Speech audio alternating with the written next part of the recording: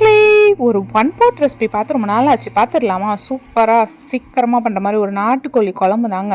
ஒரு குக்கரில் கொஞ்சம் எண்ணெய், பட்டை, லவங்கம், இலையெல்லாம் போட்டு தாளிச்சிடலாம். அதுக்கப்புறமா பெரிய வெங்காயம் கட் பண்ணது போட்டுட்டு அதை நல்லா வதங்கினதுக்கப்புறம் கொஞ்சோண்டு இஞ்சி பூண்டு விழுது அதையும் போட்டு நல்லா மிக்ஸ் பண்ணிடலாம்.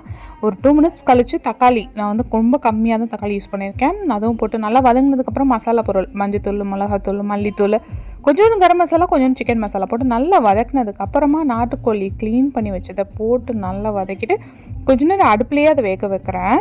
நான் மூடி போட்டு உடனே க்ளோஸ் பண்ணல. கொஞ்சம் அது லைட்டாக வெந்ததுக்கப்புறமா தேங்காய் அரைச்சிக்கலாம். அந்த தேங்காய் மிக்ஸில் என்னென்ன போட்டிருக்குன்னா கொஞ்சோண்டு முந்திரி, கொஞ்சோண்டு கசகசா, கொஞ்சோண்டு லைட்டாக சோம்பு போட்டிருக்கேன்.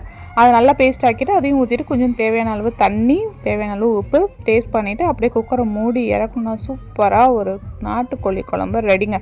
நான் ஒரு 4 விசில் விட்டுருக்கேன். நல்லாவே வெந்திருந்தது. நீங்களும் ட்ரை பண்ணி பாருங்கள்.